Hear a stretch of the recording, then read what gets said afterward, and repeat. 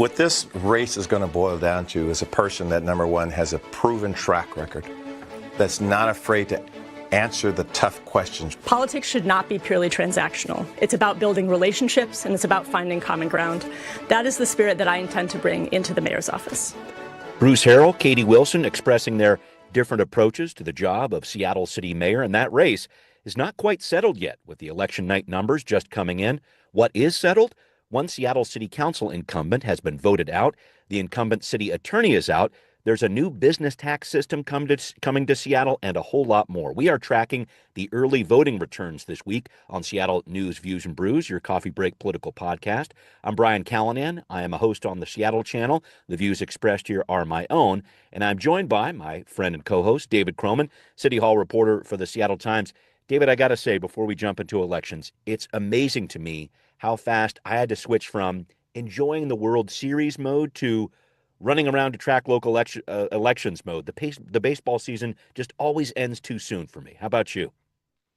Yeah, there's higher stakes when thinking about election, which is why it's fun to think about baseball. At the end of the day, it is still just baseball, whereas, elections have real consequences for our lives. Ah, indeed. Wisely put. Wisely put. Thank you, David, as always. And thanks also to our background noise sponsor, City Grind Espresso on the first floor of City Hall. Thanks also to all the patrons supporting the show. Linda, thank you for interacting on Patreon and being a stalwart patron of the program. Really appreciate your support. If you want to be cool like your sister, Linda, you can get Patrons First podcasts and a whole lot more. Even get your own Seattle News, Views, and Brews decal. Check it out. Well, please subscribe to the program on Patreon, starting at just $5 per month. Head to Patreon and give like you mean it. Seattle News, Views, and Brews. Also, thank you for watching this podcast on Converge Media. The video version is on Converge Wednesday nights at 7. All right, the ballots are in. Let the excitement begin. Time for Right Here, Right Now. Okay, we head first to the Seattle mayor's race, looking at election night numbers. Bruce Harrell has a 53.3 to 46.2% lead over Katie Wilson, but these numbers are going to change. David, you noted in your coverage of this race in the Seattle Times, ballots that get counted later traditionally break left. This definitely played out in the primary. Harrell at that point had 44.9% of the vote on election night, Wilson 46.2%. But when the votes were all counted, it was Wilson at 50.8 and Harrell at 41.2, meaning an 8.6 swing for Wilson there. If she gets that swing this time around, she would actually be ahead by 1.5 points. So I just wanted your take on this, David. What do you make of Harrell's lead right now after you trail by 9.5 points in the primary? And what chance does Wilson have to pull this off, do you think? Yeah, my initial takeaway on the lead is that their message pivot worked. With regard to talking about her experience, et cetera? Yeah, because, I was reflecting on it, and when she first declared, I don't remember exactly what month it was, but, last spring, the Herald campaign's message out of the gates was, this is Shama Sawant Part 2, that, she's going to bring the city back to 2021 or 2020. And, the primary showed that message just didn't work. And my colleague Danny Westneat wrote a story talking to Tim Cease, who was running the pro-Harrell PAC, how they had done research around this, she's too lefty message, and found that, what we kind of saw in the primary results, it was just not resonating at all with voters, that they just didn't really buy into that. I think to an extent, people have kind of moved on from the defund the police stuff, and so that message wasn't really resonating, and so they made a wholesale switch to, they haven't brought up Shama Sawant in months, and now pretty much exclusively talk about her experience, trying to kind of puncture this image that of her being, of the working class by talking about her parents and her upbringing and the fact that she dropped out of Oxford, and for whatever you want to make of those that messaging. I think last night's results, combined with, nearly $2 million in spending, clearly took a bite out of Wilson's support. She's doing much worse this time around than she was doing in the primary, at least relative to Harrell. I think more to the point, Harrell is just doing a lot better. So of the people who either voted for, say, Joe Mallahan, or the people who didn't vote at all in the primary, he seems to have done pretty well with those folks, at least in the first round. As to the question of whether or not Wilson can come back from this, I think the answer is very much yes. I don't know if she will, one way or the other. 7 points, I think is kind of right in that perfect zone of uncertainty. I guess I wouldn't be surprised either way. We've seen, for example, Shama Sawant Yep. 1 year swung 12 points, I Yeah. think. Yeah. She was Katie actually Wilson is, behind. Yeah. She was behind by Richard Conlon. I remember that race back in 2013, and she had to overcome a huge margin just like this, very close to 7 points. So keep going. yeah. At the same time, Bruce Harrell is not, Bruce Harrell is running well ahead of Sarah Nelson and Ann Davison. So Yeah. he is not seen by voters as being some conservative, at least not to the extent that they view them. And so I think, I think it would probably be a lot to expect that Katie Wilson sees Sawant level Yeah. swings. Okay. But, I also think there's a decent chance, we heard advice for the last 3 weeks of, don't mail your ballots, put them in a drop Yes. box. Right. Right. And so I think that particularly for parts of the city that are maybe denser and younger that live near ballot boxes, I think there's a pretty decent chance a lot of people really took that to heart, in which case I think we could see pretty significant numbers for Katie Wilson in that way. I'm kind of talking around the fact that I don't know what's going to happen, but Yeah. that either outcome would not surprise me. Yeah, no, I hear what you're saying. I mean, that 8.6 point swing for Wilson in the primary, is she going to be able to make up that kind of ground? I think that's the big question we have to ask. And I did want to get back to another point you made here, because really around the country, we've seen such a strong push from Democrats. And I would have to say an anti-Trump rebuke here. The governor's seat in Virginia and New Jersey went blue. California has approved a measure to redraw congressional lines to favor Democrats, among other wins. Did that factor into the mayor's race here? Because Bruce Harrell seemed to be able to diffuse some of that anti-Trump anger at the ballot box that spelled the end for so many incumbents here in Seattle, even in these nonpartisan races for Seattle mayor and the council seats. Talk about that Trump effect. How did that affect the mayor's race here, do you think? Yeah, I don't know exactly how it affected it. In the primary, I think it was clear it did have an effect, which is, if you take Harrell's interpretation of it, they're both Wilson and Harrell agreed that Trump had an effect. They had kind Yeah. of different reasons for why. Hmm. If you take Harrell's interpretation of it, it's he spurred a broad anti-incumbent backlash, sort of everybody's unhappy with the state of politics and Right. therefore will take it out on the closest politician to them. Right. Right. That's an explanation that might hold some water. It's also one that kind of lets Harrell off the hook a little bit. Yeah. Wilson's interpretation was that Trump kind of highlighted the failings of the Democratic establishment. Yes. Sort of showed that they are weak and have not come up with a strong counter message to Trump, and that Bruce Harrell is closely affiliated with that establishment. I think Wilson's well, I think both Wilson and Harrell's explanation held up pretty well in the primary. I think in the general, Harrell understood this, and again, this kind of goes. You got to give the campaigns for Harrell some credit. They understood their message didn't work particularly well in the Right. primary and really shifted course. And I think they hammered super hard on him being an anti-Trump figure, Yeah. harder than they did in the primary. And, I think that also probably worked to his benefit. Yeah. How did you look at the PAC that was supporting Wilson? Because clearly it was funded at less than half, gosh, maybe a quarter of what the pro Harrell PAC was going on. Really? Yeah, was it that little? Yeah, it was. Yeah. It was not that much. I was looking at some of those numbers there, and it just seemed like it certainly didn't have the resources to attack in the same way that Harrell did. But what did she get wrong in that attack, or I mean, what did that PAC get wrong? I should say. I know the candidates don't have a direct impact with those PACs there, but did she fight back in a different way? Did her message land, or excuse me, did that PAC message land in terms of trying to make a comeback against Harrell? I don't know what else that PAC would have said. I think the message for them was pretty clear and I think effective Yeah. in primary and probably in the general too, to an extent, which is you want to talk about experience. Well, your experience is being in City Hall for Yeah. most of the last 2 decades, and we still Okay. have homelessness and affordability. I Yeah. think issues. I think that's the pretty clear message, and one that again, I'm making it sound like Katie Wilson's campaign has been a disaster. I No, think not there's at a all. Yeah. pretty good chance that she's going to win. Yeah. Yeah. So if we were having this conversation a week from now, we might be asking, what did Katie Wilson's Do campaign do right. well? Yep, yep, yep, Um, yep, yep.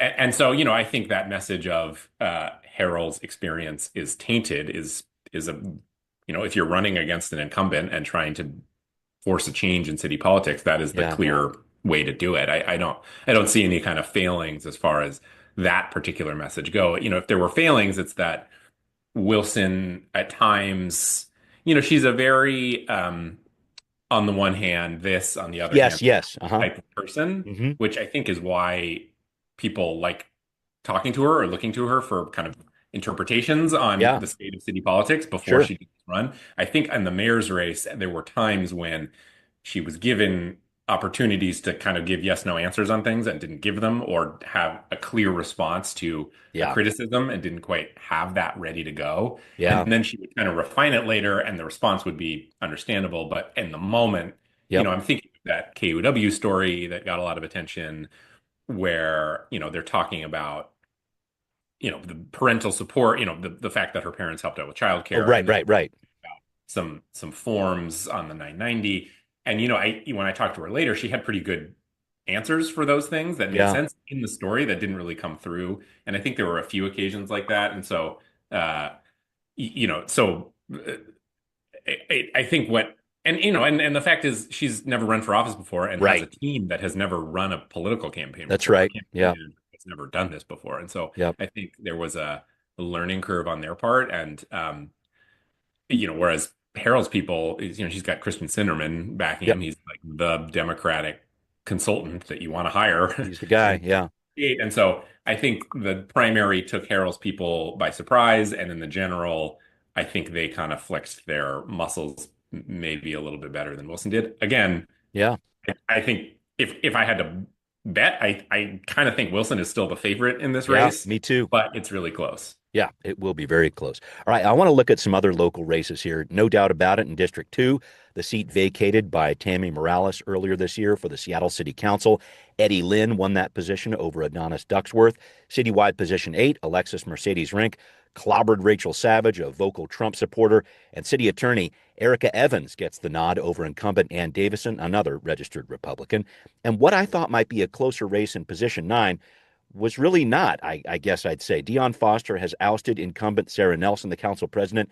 David, some thoughts on Position 9 here. Why wasn't Nelson able to mount a bigger rally against Foster? What do you think? It's a good question. Um, Sarah Nelson is she's among the more ideological council people I've covered, in that she is somebody who truly believes the agenda that she is pushing. I believe that she believes that, Right, and right. I think say what you want about what that agenda is. I think you can't really dispute that she is there on a mission to do something. Her Sticks to it. problem was her problem was she was never a great messenger of that mission, and at times kind of felt like other people should be coming along with her, Mm, should kind of see her vision and sort of intuitively understand that. And I think that, I guess what I'm saying is she was committed on the policy side, but never nailed the political side of it. in Um, terms of gathering support, etc. yeah, exactly. In terms of stakeholders, and that would blow up in her face sometimes. I think of the app-based Yeah, deliberation, like 9 months of her first year as council president, and then never went anywhere. yeah, And then that Soto housing bill that eventually passed, but like basically turned the entire industrial sector in Seattle against her, and as well as several of her colleagues that she that's right. previously worked with. So there are just enough examples of things that she kind of thought, I think, were predestined or necessary that other people didn't kind of follow and I think that came through to an extent. There's Yeah, also you look at Ann Davison's race too, and there's yeah, also, I think, just um there's a pendulum in Seattle that swings back and forth. And in 21 and 23, it was clearly swinging in a kind of, we want more law and order, more kind of focus on police message. And frankly, for whatever reason, you can kind of take your choice. The yeah, pendulum has swung back the other direction, and Sarah Nelson and Ann Davison were the kind of representatives of that moderate wave that yeah, swept City Hall. And as the pendulum swings back, they are also clearly the first to fall victim to voters kind of thinking differently about how they want city government to be run. Yeah, and I wanted to keep going down this path about how the dynamics of the city council really change in terms of voting blocks here. I think you'd have to say there's going to be more of a progressive look to the council come January. What do you think that means? Yeah, it's interesting. Because the stereotype again of this council was that it was this kind of moderate super bloc. Um, that was never as true as people thought it You're was. right. Hmm. Um, that said, you could probably put 4 or 5 people in a pretty solid block, and so that's a majority. Yeah, And though there were plenty of examples where they did not all vote together. right. But what happens now is you kind of have it's actually in some ways a pretty balanced council. Yeah, Probably still a little more moderate. It's probably still more moderate than progressive, but if you want to get sort of super scientific about it, you've yeah, got yeah, three clear progressives yeah. in Foster, Rink, and Eddie Lynn. Okay. And then you've got three kind of clear moderates in Kettle, Saka, and Rivera. Yep. And then you've got this kind of block in the middle that tends to, again, I think probably leans a little more moderate, but tends to kind of swing vote by vote in Hollingsworth, Juarez, and Strauss. Yeah. And so my takeaway is not that this council is of any one particular persuasion, just that it is a movable council. Yeah. It is a council that I think yeah, if you are a council member who has a priority, I would look at this and say, I see enough colleagues that I think I can convince. So Right. I think there's going to be a lot of lobbying and jockeying and true kind of sausage making on this council in a way that probably we hadn't seen over the last 2 years. Which I would love to see. I think politics, believe it or not, I think politics really is about compromise, as much as Yes. we might not see that at the national level here. Yeah, I had a very interesting discussion about this on the Council Edition show I do for Seattle Channel a couple of weeks ago with Councilmember Hollingsworth, and she brought up a very interesting point, which sounds obvious, but I was asking her about progressive revenue, and you better believe that's going to be happening come next year for the Seattle City Council because it's definitely something that Councilmember to be Foster has been talking about with a citywide capital gains tax. I know that Eddie Lynn has been talking about that as well. And I was asking Councilmember Hollingsworth a little bit about progressive revenue because they got this budget that they're wrestling with right now. And she said, well, progressive revenue is great, but I want progressive results too.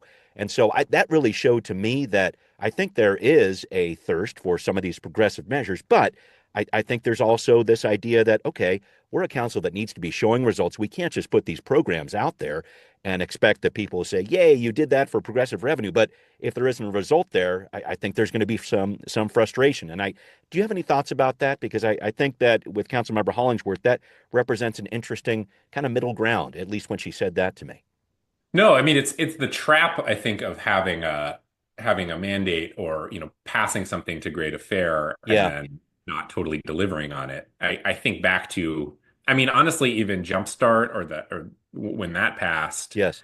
um, it was a big number, or some of these levies that have gotten bigger and bigger and bigger, and they're Right. really big numbers, and they are having an effect that money is doing things, and I don't have any doubt about that. But if you're the public, Yep. you after a while say, God, I've been reading these huge numbers that we're spending, and I'm still seeing homeless people in the park or needles or whatever it might be.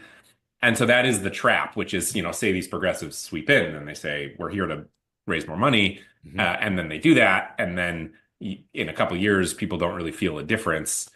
That's when skepticism about higher spending takes root. Yeah. At the same time, I think if there was a mandate over the last year that voters were delivering, it's we're cool with taxing corporations. Yeah. And we're Yeah. Big cool with time. taxing rich people. Between the social housing vote, Katie Wilson's success, and we'll see how that works out. But then Foster and Rinks and Yep. Eddie Lynn's success, and Bruce Harrell, who'd never been a big proponent of quote progressive revenue, passing this Yep. business tax rewrite. I Seattle think there is Shield. Yeah. a feeling that as of right now, that is the safest thing you can do is say that you're going to raise taxes on rich people, and probably the most popular thing. It'll be interesting to see how the skeptics of that, I'm thinking Rivera, uh, Saka, and Kettle, perhaps, Yes. interpret this message. Yeah. Is Yeah. it, do they change their tune? that's why I think the election results here are going to be so interesting because politically it doesn't give anybody an easy path to legislating, but the message and how that's received, I mean, people are going to fight over what the message is, Of right? I mean, course. it's politics, and so how that kind of plays out in City Hall will be quite fascinating. Yeah, I think so too. All right, more election news ahead. Seattleites have also voted to tax themselves. That's not really an uncommon headline, but there are some impacts to the budget we need to pull apart here. We're going to do so coming up on Now Hear This. Well, still looking at election night numbers, voters came out in droves to support Proposition 1, the Families Education, Preschool, and Promise Levy. About 3 out of 4 voters said yes there. And the retooling of the city's business and occupation tax system, where larger businesses would pay more. 2 out of 3 voters, roughly, said yes there. When it comes to that B&O tax overhaul, supporters say this will be a huge boost to small businesses in Seattle. Nearly 90% of businesses would see their taxes reduced or eliminated altogether. So for businesses making $500,000 or up to $2 million in revenue, that thousands of dollars saved each year can be a staff. They can invest into people, into jobs, neighborhoods, and their own stability. David, voters came out in Seattle, as they very often do, in support of these levies. But were you surprised at the margins? Specifically, I was looking at the B&O tax. That came up really strong here. I guess this is more that tax the rich sentiment you're talking about. Yeah, for sure. There wasn't really an opposition to that. Well, there was a small opposition to this. Eugene Wasserman. Eugene May his Wasserman. name be said, yes. Uh, but I think there are legitimate critiques of this approach. Yeah. As far as it taxing gross receipts versus income, what is that going to mean for grocery stores, particularly? Yep. But the message is we are cutting taxes on 90% of the city's businesses and raising the city's biggest businesses. That's kitty litter for that's catnip, not kitty litter. That's catnip for Seattle voters. You want to distinguish between those two if you can, catnip and kitty litter. Yes, please. No surprise that that it did. Yeah. I was really hoping to transition this into a discussion of the city budget here because the city council was really banking on both of these measures to pass for education, for the B&O tax. They did. But the budget is really changing as we speak this week. Councilmember Dan Strauss, the budget chair, released his balancing package earlier this week. And one issue he's really pushing for, David, a line item with the sponsor listed as TBD. He's looking to put aside $4 million in funding for what he's calling the federal food emergency. This in relation to the cuts coming to the SNAP program, or maybe they're not coming. We'll have to see. Federal food benefits is what we're talking about here. Strauss was talking about this at a Monday meeting this week, really wants to protect the money he has saved up there. I'm not quite sure how this is going to play out, but can you talk about that? It really seems like he's trying to offer some extra protection in this budget package he's put out. Yeah, and I'll admit that because of the elections, I haven't spent a lot of time with the budget. Quite all right. But yeah, I mean, the city's going to have to pick up on a lot of struggling people if the SNAP program doesn't go through, and so it would make sense that they would include this in their budget. They think they have about $14 million of extra money to spend. Strauss being the budget chair and giving one of the biggest allocations to one of his priorities, I'm sure won't be the most popular thing among his colleagues. Yeah. As an aside, there's going to be an interesting competition for who gets to be council president. So we'll see. And don't you think it could be Strauss, or he's going to be gunning for it? Or I think Strauss wants it. Yeah. I don't know if he's going to get it. Yeah. But anyway, yeah. So it's an interesting read on what the city's top priority is right now. I think it's very of the moment. We'll see kind of how this whole SNAP thing actually plays out. Yeah. I was just looking at it, and you talk about a pendulum going back and forth. You see all these Democratic wins from election night.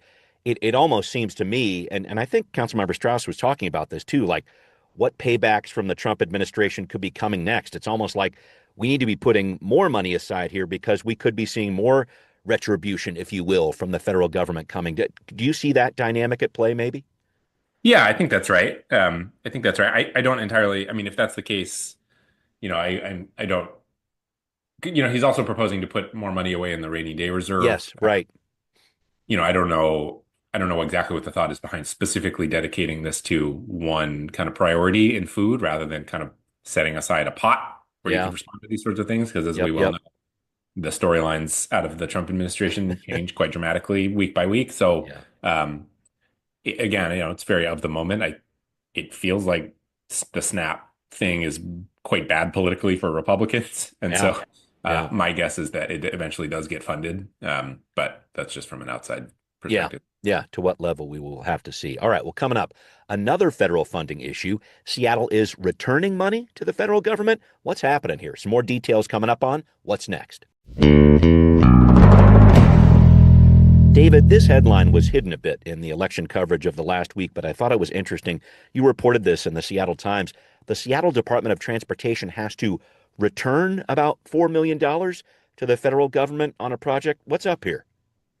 Yeah, this is a long running. This grant goes back to 2017, and it was basically to update signals and kind of do some mobility work in the university district. And so they got $4.1 million from the federal government to help do this in this grant. But throughout the whole process, there were some kind of internal concerns that were raised about how the contract was being executed. And the primary one was that the the consultant who was hired to do this work had already been working on essentially the grant before the grant had even been accepted. And so Mm. the criticism is, you have to do competitive bidding processes here, and that wasn't done. That this person was just kind of grandfathered into Given the doing role. Yeah. a pretty lucrative gig. So that was kind of the main concern. I think you can debate about how big of a deal that is, but the Department of Transportation had been kind of trying to bat down these complaints for a long time and appear to have just decided that the best course of action is to just return this money, which is difficult because the 3.5 million of this 4.1 million has already been spent. And Yeah. so when you talk about returning money, you have to dip into probably the transportation levy and SDOT's budget. So, as we just talked about, the city's budget isn't in a perfect place. Right. So having to spend money, we just said, $4 million for food access or Yeah. whatever. Right. This is $4 million that, it's going to come out of its own pot, but it's $4 million that certainly I'm sure could be used elsewhere. Oh, yeah. And like when it happens and so forth and how it happens, I know is still in question. I didn't know if this was something that this is happening during the Trump administration. Clearly, he has some issues against blue cities like Seattle, but it sounds like also this has happened before for the city of Seattle. You reported on that piece of this too. Yeah, there have been a few times when they've returned money. Usually it's because they didn't spend the money, which Mm. is a good thing. They got X number of dollars to say help with the West Seattle Bridge, but then they don't spend all of it, so they return 3 million or whatever. That's kind Right. of more standard. There have been a few times where some procurement issues were raised and they had to return a little bit of money, but this is the most dramatic example of that. Right, right. And I know there was some questions certainly from the feds when they kept on pouring money into the Seattle streetcar project. That was a big eyebrow raiser there. I guess just looking forward here, I don't know how big this story is in the wider perspective here, but does this mean more scrutiny on Seattle from the feds in the future, or how do you look at this in that larger perspective? Yeah, it's hard to know what's going on. I think a lot of the sort of auditors, the DOT, US DOT auditors are career staffers, and I think they're probably just kind of doing the same sort of work. I haven't picked up on any sort of political targeting in Yeah, this. I think pretty standard practice to audit these grants in this way, and it sounds like this was kind of a broad audit that kicked this off. So, um, I don't know what it means. I'd be surprised if the Trump administration is particularly caught up in the work of the US DOT OIG auditors. fair, fair, fair. Okay. But I think any attention from the federal government right now for Seattle is bad attention from their perspective, and you could put that in this bucket. Yeah, yeah, for sure. All right, well, we need to wrap up, David, and I just needed to ask this question. How do you cope with the 3 months basically we have to take off from baseball, waiting for February 14th or so to roll around, pitchers and catchers heading back to spring training? Football's cool, but it's just not the same. Some thoughts on this, my friend. Yeah, I like football, but with kids, I can never find 3 hours on a Sunday to just sit and watch football. Uh, so there's always plenty of off-season discourse. Maybe they'll trade for Tarek Skubal. Who Yeah. knows? Yeah, I know. Is that the big move that you're anticipating? They try to get another big arm in there. Or they got to get that Josh Naylor guy at first base for sure. Yeah, they got to try and sign him. I think they would. I think they'll make an offer to the Tigers for Tarek Skubal. I don't think the Tigers will eventually. I don't think they'll do it. They would be silly to do it. But you never know. You can. This is the time for dreaming. I like it. I like it. I know when dreams get dashed, there's other dreams that are on the way, as always. David, thank you as always. Thanks to everybody who is listening to Seattle News, Views, and Brews, where you can always find out what's brewing in local politics and with election results, too. If you want to be a patron and support the show, we can help you make that happen. Go to Patreon, find Seattle News, Views, and Brews, pledge $5 per month or more. Very much appreciate the support. You can hear this podcast on Apple, Spotify, wherever you like to listen. Thank you also for watching on Converge Media. We'll see you next time. Seattle News, Views, and Brews is an independent production of Callanan Media Services. Copyright